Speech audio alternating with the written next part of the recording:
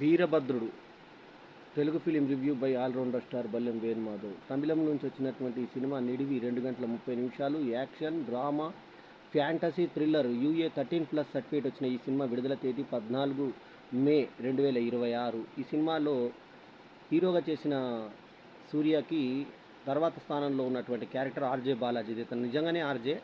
So ఇతనే direct చేసి ఇతనే ఒక సెకండ్ లీడు అంటే విలన్గా యాక్ట్ చేసినటువంటి ఈ సినిమాలో త్రిష కృష్ణన్ హీరోయిన్గా ఒక ప్రాధాన్యత ఉన్నటువంటి పాత్రనే చేసింది. నట్టి నటరాజు ఇంపార్టెంట్ పాత్రలు నటించిన ఇదంలో ఆ, ఇంద్రాన్స్ చాలా ముఖ్యమైన క్యారెక్టర్లు నటించాడు. ఇంద్రాన్స్ అంటే మలయాళంలో ప్రముఖ నటుడు. అతను రీసెంట్గా అతను హీరోగా ఒక సినిమా ఆ మధ్య వచ్చింది. అతని టైటిల్ పేరు మీదే ఉంటుంది. స్వస్తిక విజయ్, ఆ తర్వాత సహివాదా నాయర్ ఏమో ఆయన కూతురుగా నటించింది. ఈమె అనగా మాయ, ఆ తర్వాత మన్సూర్ అలీ ఖాన్ తదితరులు నటించారు ఈ సినిమాలో. సహివాదా నాయరు జబ్బల్ దాకా అంటే స్లీవ్లెస్ వేసుకుంటే జడ్జు స్లీవ్లెస్ వేసుకున్నావు నువ్వు అని అంటే నీ దృష్టిలో ఉంది ప్రాబ్లము, ఇంకెవరిలో లేదు అని చెప్పేసి స్లీవ్లెస్ని సంబోధించుకుంటుంది ఆమె.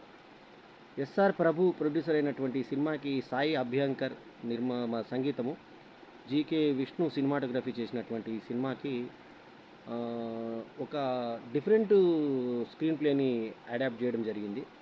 ఒక డిఫరెంట్ పద్ధతుల్లో వెళ్ళారు ఈ సినిమాని రూపొందించడంలో. అసలు యాక్చువల్లీ సబ్జెక్ట్ ఏంటంటే ఇంద్రాన్స్ అనే అతను తన కూతురుని తీసుకొని ఒక కేసు అంటే వాళ్ళ బంగారం వాళ్ళది చోరీ అవుతే ఆ రికవరీ కోసం కోర్టుల చుట్టూ తిరిగితే ఎలా ఉంటుంది, ఆ రికవరీ ఏ రకంగా ఉంటుందనేది చూపిస్తూ ఎండింగ్లో గాడ్ అంటే బా భగవంతుని యొక్క ఇది స్టార్ట్ అయిందని గాడ్ జోన్ బిగిన్స్ అని చెప్పేసి ఇస్తాడు. ఆ తర్వాత గాడ్ యాక్ట్ అన్నట్టు టీషర్ట్ మీద చూపిస్తారు. అసలు విషయం ఏంటంటే ఈ కోట్లనే దేవుడు దిగినా కూడా మారలేడు, ఆ వీరభద్రుడే దిగినా కూడా మారవలేడు అనేటువంటి విసుగు చెందినటువంటి పరిస్థితి అనమాట. ఒక అమ్మాయి వాళ్ళ తండ్రి ఇద్దరు కలిసిపోతే బిర్యానీలు తింటూ స్టాఫ్ మొత్తం బిర్యానీలు ఆర్డర్ చేయించుకోవడం, తినడము. 2 లక్షల రూపాయల బిల్ కడుతుంది ఆ అమ్మాయి. ఆ తర్వాత ప్యాక్ చేయించుకోవడం, ఇవన్నీ కూడా 10,000 రూపాయలు డబ్బులు వేయించుకోవడం అంతా తీరా పోతే ఆమె వైద్యం కోసం ఉపకరించేటువంటి ఆ డబ్బు లాస్ట్కు ఆమె చచ్చిపోయిన తర్వాత అందుతుంది. ఏది ఆ నగలు. అప్పటిదాకా ఆ జడ్జి ఎంత కష్టపెడతాడు, ఇదంతా న్యాయ వ్యవస్థ మీద ఎంత కష్టంగా ఉంటుంది, ఒక్కొక్క దగ్గర ఎంత లంచంతో వెళ్తుంది అనేది చూపించారు. పెచ్చులుడిపోయినటువంటి ఆ ఫ్యాన్ పంకాలతో తిరుగుతున్నటువంటి ఆ ప్లేస్లో ఎన్నో కేసులు ఆగిపోయి ఉంటాయి. ఇది నిజంగా దేవుడైనటువంటి వీరభద్రుడిని దృష్టికి వచ్చి ఆ వీరభద్రుడు ఒక లాయర్ రూపంలో వచ్చి అతను చేస్తే నువ్వు పవర్ వాడకుండా చేయాలని చెప్పేసి ఇతను ఎవరైతే director come villain RJ Balaji చెప్పి లాస్ట్కు డైలాగ్ కూడా ఇస్తాడు. ఇక నువ్వు ఇంకా ఈ పని మానేసి ఆర్జే పని చేసుకోవాలి, అది కూడా వచ్చో లేదో నీకు అని ఆయన నిజ జీవితం మీదనే ఒక డైలాగ్ వేశాడు. ఆర్జే బాలాజీ చాలా బాగా చేశాడు. అసలు చూడ్డానికి అదో మాదిరిగా ఉన్నా కూడా ఆ క్యారెక్టర్ని మాత్రం బాగా ఆకలింపు చేసుకొని డైరెక్టర్ కాబట్టి రంజింపజేశాడు. మేమన్నా మణిరత్నం అంటూ డైలాగ్ కూడా ఒకటి ఉంది. ఆ తర్వాత వీరభద్రుడు అనేటువంటి తెలుగుకు, కరుపు అనేది తమిళ టైటిల్. సరే, ఇంకా హీరోయిన్లు అందంగా ఉన్నటువంటి హీరోయిన్లను పెట్టాడు. త్రిష కృష్ణన్ దగ్గర నుంచి మొదలు పెడితే స్వస్తిక విజయ్, ఆ తర్వాత సహివాద నాయరు, అనగా మాయ, వీళ్ళందరూ కూడా చూడ్డానికి అందగత్తెలు, అందరూ బాగున్నారు.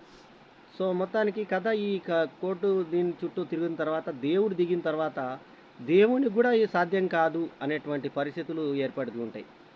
ఆ కోర్టు వ్యవస్థకు లాస్ట్కు చివరి ఆఖరికి రక్షక వీరభద్రుడు అనేటువంటి ఇది చూసి సింగంలో ఉన్నటువంటి లక్ష్మీ నరసింహన్ అనేటువంటి క్యారెక్టర్ని లాస్ట్లో పోషించడం జరిగింది. ఎవరు మన మన సింగమైనటువంటి సూర్యనే. సూర్య నటన ప్రత్యేకంగా ఎన్నదగింది. ఇందులో హీరోయిన్ రొమాన్స్ లాంటివి ఏమీ లేవు సినిమాలో. డ్యాన్సులు కూడా అన్ని దేవుని టైప్ డ్యాన్సులే ఉన్నాయి. సో మొత్తానికి ఎక్కడో మండలానికి వెళ్ళిపోయినట్టుగా చుట్టుపక్కల అంతా రక్తపు శిబిరాలు ఉన్నట్టుగా, కాలభైరవుడు ఏ రకంగా, కాలరుద్రుడు ఏ రకంగా ప్రకంపనలు సృష్టిస్తాడో అదంతా చూపించే ప్రయత్నం చేశారు వీరభద్రుడు రూపంలో. సో గాడ్ ఎరా బిగిన్స్ అనేది చూపించేటప్పుడు భగవంతుడు ఏ రకంగా పరిష్కారం చేయడానికి ట్రై చేస్తాడో, ఈ కోట్లను ఏ రకంగా మార్చాలనుకుంటాడో అత్యాధునికంగా మార్చి, ఆ తర్వాత నరేన్ వచ్చిన తర్వాత జడ్జిగా, ఆ తర్వాత ఏ రకంగా ఉంటుంది, మొత్తానికి కోర్ట్‌లో ప్రక్షాళన కానిటువంటి కార్యక్రమాల్ని భగవంతుడొస్తే కూడా ప్రక్షాళన అవుతుందా? ఏసీ రూములు కట్టిస్తే ఏ రకంగా ఉంటుంది? అనేది ఒక ఆలోచనాత్మక వివరం. లాస్ట్‌కొచ్చేసి పర్మనెంట్ నిరంతర ముఖ్యమంత్రి అని చెప్పి ఒక ముఖ్యమంత్రి ప్లేస్‌లో మళ్ళీ ఇతన్నే మన డైరెక్టర్ కమ్ విలన్ అయినటువంటి 'ఆర్‌జే బాలాజీని' చూపిస్తారు. అక్కడ ఒకే ఒక వ్యక్తి మళ్ళీ అక్కడ కూడా సూర్య కనబడతాడు. కొంచెం ట్రాష్‌గా అనిపిస్తుంది గానీ కథ ఐడియా మాత్రం చాలా గొప్ప ఐడియా. ఆ ఐడియాని ఇంప్లిమెంట్ చేయడంలో మాత్రం 'ఆర్‌జే బాలాజీ' చాలా తడబడ్డాడు. కొంచెం కాదు చాలా తడబడ్డాడు. సో, కొంచెం కాపాడిందేందంటే 'ఇంద్రాన్స్' నటన ఒక్కటే మనకి కాపాడే అంశము. అతను అద్భుతమైన నటుడు. 'ఇంద్రాన్స్' చేసినటువంటి సినిమాల్ని మనము గతంలో గమనిస్తే అతను హీరోగా చేసిన సినిమాలు గూడా ఉన్నాయి. అంటే హీరో అంటే అతను ఒక హీరోగా నటించాలనుకుంటాడు. ఆ నటించాలనుకున్నప్పుడు అతనికి వేషము లేదు అని తెలిసిన తర్వాత అతను ఏ రకంగా బాధపడ్డాడు అనే సినిమాలో చాలా చక్కటి సినిమా ఆయన గతంలో చేయడం జరిగింది. సో, అతనుని క్యారెక్టర్‌ని పూర్తిగా తీసుకొని అతన్ని 70 సంవత్సరాల వయసున్నటువంటి అతన్ని ఒక డిఫరెంట్ దీని కింద ప్రెజెంట్ చేయడం జరిగింది. సో, 'ఆషాన్' అనే సినిమా చూస్తే మనకు అందులో ఒక ఎక్స్‌ట్రా వేషం వేయడం కోసము అతను అందులో ఒక వాచ్‌మెన్‌గా చేయాలనుకుంటాడు. ఆ క్యారెక్టర్ అతను మళ్ళీ మళ్ళీ చెప్పినాక బాలేకుంటే డైరెక్టర్ అందరి ముందు కొడితే అతను ఇన్సల్ట్ అయిపోతాడు. సో, ఆ అపార్ట్మెంట్ అంతా అతని ఆధీనంలో ఉంటుంది. అది ఆ సినిమా చాలా అద్భుతంగా ఉంటుంది. అందులో 'ఇంద్రాన్స్' నటన ఎంత కొనియాడినా తక్కువనే అనమాట. అటువంటి యాక్టర్ అతను. సో, అతను తండ్రి పాత్రలో రాణించి లాస్ట్‌కు గెలిచిన తర్వాత ఆ అమ్మాయి బతికి లేదని తెలిసిన తర్వాత అన్నీ ఇసిరేస్తాడు బంగారంని. ఆ సన్నివేశం చాలా కదిలిస్తుంది మనల్ని. అట్లాగే లాస్ట్‌కి ఆ కూతురు ఏమంటుందంటే, "మేము బిర్యానీ ఇన్ని సార్లు అందరికి తెప్పించాం గానీ నేను తినలేదు. కేసంతా అయిపోయినాక తృప్తిగా తింటామంటే" ఆత్మొచ్చి తిన్నట్టుగా మనకక్కడ సీన్ చూపిస్తే 'త్రిష కృష్ణన్' ఊహించుకున్నట్టుగా చూపించడం బావుంది. సూర్య కొన్ని కొన్ని సార్లు ఉంటాడు. కొన్ని కొన్ని సార్లు మాయమైపోతాడు. ఎప్పుడొస్తాడు? ఎందుకొస్తాడనేది 'ఆర్‌జే సూర్యకి' తప్ప ఈ ఎవరైతే హీరో బాలాజీ ఉన్నాడో 'ఆర్‌జే బాలాజీకి' తప్ప ఎవ్వరికీ తెలియని పరిస్థితి అది. సో, మొత్తానికేందంటే ఎగ్జిక్యూషన్ మంచి ఆలోచన తీసుకున్నా కూడా ఎగ్జిక్యూషన్ మాత్రం దెబ్బతిన్నది 'వీరభద్రుడిది'. సో, ఓవరాల్‌గా ఏంటంటే సంగీతం సాయి అభ్యంకర్ కూడా చేయడానికి అక్కడ ఏం లేదు. సో, ఇంకా ఫైట్‌ల దగ్గర కూడా ఈ జోన్ దాటిపోతే వీరభద్రుడు జోన్ దాటిపోతే ఒకలాగా ప్రవర్తించడం. 'మన్సూర్ అలీ ఖాన్‌కి' చాలా రోజుల తర్వాత మంచి పాత్ర దొరికింది.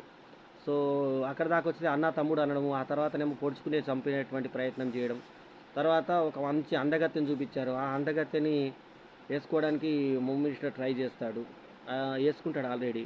ఆమె ఏసుకున్న తర్వాత 5 ఏళ్ల తర్వాత చెప్తుంది. అదొక కేసు. ఎందుకు ఎందుకు ఏసుకోలేదు అనే దాని మీద పెద్ద కేసు నడుస్తుంది. సో, చివరాఖరికి ఆమెకి 75 లక్షల పరిహారం అందుతుంది. అతను మోకాలు నొప్పులుంటాడు. మోకాలు నొప్పులకి కింద లేవడానికి సంబంధం ఏమైనా ఉందా? ఆర్థరైటిస్ ఉన్న సెకండ్ ఫ్లోర్‌లో వెళ్లి వేయడం అంటే ఎవడన్నా తీసుకొచ్చి కూడా దింపొచ్చు కదా అక్కడ. సో, అటువంటి లాజిక్స్ ఏం లేకుండా అందగత్తెకి 5 ఏళ్ల తర్వాత గుర్తుకొస్తుంది తనకు జరిగిపోయినట్టు. సో, ఆ అందగత్తె మీద కేసు ఒక మెయిన్ ఆ కేసు కింద జరుగుతుంది. సో, అదే ప్రశ్న అడుగుతారు కోర్ట్‌లో. చాలా క్యాజువల్‌గా అది. ఆ తర్వాత ఎమర్జెన్సీ ఉన్నప్పుడు జడ్జిలను ఏ రకంగా కలుసుకోవచ్చు అనే అంశాన్ని చూపించారు ఇందులో. జడ్జిలను కూడా ఒకవేళ ప్రాబ్లమ్ వస్తే వాళ్ళని ఏ రకంగా ఇంటరాగేట్ చేస్తారు, వేరే వాళ్ళు ఏ రకంగా వచ్చి అడుగుతారు అనేది కూడా చూపించారు ఇందులో. సో, న్యాయ వ్యవస్థ మీద నమ్మకము సన్నగిల్లేటువంటి తరుణంలో భగవంతుడు వచ్చి ఒకవేళ కరెక్షన్ చేస్తే ఏ రకంగా న్యాయ వ్యవస్థను మార్చొచ్చు అనేది ఈ సినిమాలో చూపించారు. సో, ఎన్నో అంశాలను ఇందులో కోర్టుకు సంబంధించిన వాటిలో మీరు అందులో సుందరం అనే అతనికి పేరే ఉండదు.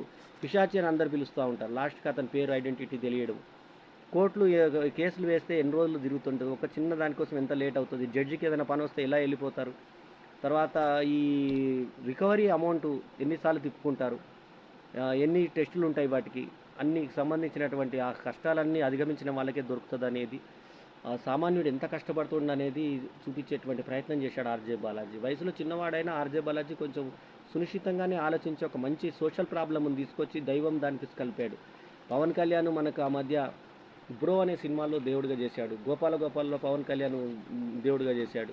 సో, ఇందులో సూర్య కూడా మంచి పాపులర్ ఉన్న హీరోయినే. అతన్ని కూడా దేవుడిగా చేసి అతని పాపులర్ క్యారెక్టర్ సింగంని కూడా తీసుకొచ్చే ప్రయత్నం చేశారు. ఈ రకంగా సూర్య అభిమానులను అలరిద్దామన్నది ఆలోచన. మరి రీసెంట్‌గా విజయ్ గెలుపుతో మంచి ఊపు మీద ఉన్నటువంటి 'త్రిష కృష్ణన్‌కి' ఈ సినిమా కూడా ప్లస్ అయింది. ఎందుకంటే 'త్రిష' ఈ సినిమాకి ప్లస్, సినిమా వల్ల 'త్రిషకి' వల్ల సినిమా ప్లస్ అయినట్టుగా భావించవచ్చు ఈ సినిమాని. సో, వీరభద్రుడు టైటిల్‌కి తగ్గట్టుగా ఆ వీరభద్రుడు ఊర్లో వెలిస్తే, ఆ వీరభద్రుడు కాపాడినటువంటి దీని కింద ఇది తీసుకొని ఇంకొక వీరభద్రుడు రక్షక వీరభద్రుడు అంటూ డిఫరెంట్ ప్లేసెస్‌లో కూడా వీరభద్రుడు వెలుస్తాడని, ఇది అసెంబ్లీలో చర్చ జరిగి, ఆ రకంగా మళ్ళీ వాళ్ళందరూ కూడా ప్రతిపక్ష ఎమ్మెల్యేలు అందరూ ఒకటై ఒక్కరు మాత్రమే అనుకూలంగా ఓటేయడం. ఆ ఒక్కరు సూర్యనే కావడము. ఆ తర్వాత అంత అస్తవ్యస్తంగా ఉన్నా కూడా కథలో ఏంటంటే ఒక దేవుడు దిగినా కూడా న్యాయ వ్యవస్థని మార్చలేడు అన్నది ఆర్‌జే బాలాజీ చెప్పాలనుకున్న సంకల్పం. సుప్రీత్ చాలా రోజుల తర్వాత విలనిగా మంచి పాత్ర దొరికింది. నటీనటుల పరంగా పర్ఫార్మెన్స్ సూర్య ఎప్పటిలానే చాలా చేశాడు. లాస్ట్ కాలవైపరి రుద్రుడుగా అతను వేసుకునే ఆహార్యం గానీ, పోతరాజుగా అతను చూపించిన భావాలు గానీ, తర్వాత డ్యాన్సులు గానీ ఇవన్నీ కూడా ఆకట్టుకునే విధంగా ఉండే సూర్య మార్క్ ఉంది. అట్లాగే ఆర్‌జే బాలాజీ ఉన్నంతలో తన పాత్రను బాగానే చేశాడు. ఇంకా మిగతా క్యారెక్టర్స్‌లో ఇంద్రాన్స్ ఇందాక చెప్పినట్టు ఆయన కూతురుకి చేసిన అమ్మాయి అయితే అద్భుతంగా చేసింది. అక్కడక్కడ తమిళ్ కూడా వాడారు. వాళ్ళొక తమిళ్ నుంచి వచ్చినట్టుగా ఆ ప్లేస్‌కి సంబంధించిన ఇది. సో, లాస్ట్‌కి రికవరీ కోసం జనాలు సామాన్య జనాలు ఎంత కష్టపడతారు, కోట్ల చుట్టూ ఎంత కష్టపడి తిరుగుతారు. చివరాఖరికి తీర్పొచ్చే టయానికి జడ్జికి ఏదైనా పని పడితే ఏ రకంగా ఇబ్బంది పడతారు అనేది చూపించారు. లాస్ట్‌కి జడ్జిని కూడా గట్టిగా అడిగి మా ముందు ఇచ్చేసి వెళ్ళిపోండయ్యా మీకు ఏ పనులున్నా అంటూ అంటే వన్ డే జైల్లో వాళ్ళ కూతుర్ని కూడా పెట్టేయడం. ఆమె స్లీవ్‌లెస్ ఏసుకొని జబ్బలు కనబడేలాగా డ్రెస్ ఏసుకొని వస్తారు ఎవరన్నా కోర్ట్‌కి అని అంటే అది నా ఇష్టం అది. మీరు చూసే దృష్టి మీరు నా దిక్కు నా వక్షాల దిక్కు ఎందుకు చూసారన్న టైప్‌లో మాట్లాడుతుంది ఆ అమ్మాయి. సో, మాట్లాడిన తర్వాత కోర్టు ధిక్కారం కింద వన్ డే లోపల జైల్లో వేస్తారు. ఆ జైల్లాగా ఉండదు మనకు. ఒక 4 పరిసరాల్లాగా అనిపిస్తది. ఆ ఒక్క చిన్న షాట్ తీసుకోవడానికి కూడా జైలు దాకా కూడా ఎళ్ళలేదు ఈళ్ళు. సో, మొత్తానికి అక్కడక్కడ ఇది భూగోళం కంపించినట్టుగా, భూమి పులకించినట్టుగా ఏదో రకరకాలుగా ఆ రెడ్ దీని దృష్టికోణంలో చూపించబోయారు. రుద్రుడొచ్చి ఇదంతా పరిష్కారం చేసినట్టుగా చూపించినటువంటి పరిస్థితి ఇది. సో, మొత్తానికి ఏందంటే ఒక డిఫరెంట్ సినిమాని ప్రెజెంట్ చేసేటువంటి ప్రయత్నం చేశాడు ఈ సినిమా ద్వారా. సో, 'కరుపు' అనేటువంటి తమిళ్ టైటిల్ వచ్చినటువంటి ఈ సినిమా తెలుగులో ఈ వీరభద్రుడు అనే పేరుతో వచ్చింది. పేరుకు తగ్గట్టుగా పూర్తి టైటిల్ జస్టిఫికేషన్ ఉన్న సినిమాగా ఈ సినిమాని చెప్పుకోవచ్చు. ఈ సినిమాకు నేను ఇస్తున్నటువంటి rating 3.75/5 is my review rating. ఈ రివ్యూ గనుక మీకు నచ్చితే లైక్ చేయండి, కామెంట్ చేయండి, షేర్ చేయండి. మా ఛానల్‌కు తప్పకుండా సబ్స్క్రైబ్ చేయండి. ఎల్లప్పుడూ మీ ఆదరాభిమానాలను ఆశించే మీ ఆల్‌రౌండర్ స్టార్ బల్లెం వేణుమాధవ్. నమస్తే. జై హింద్.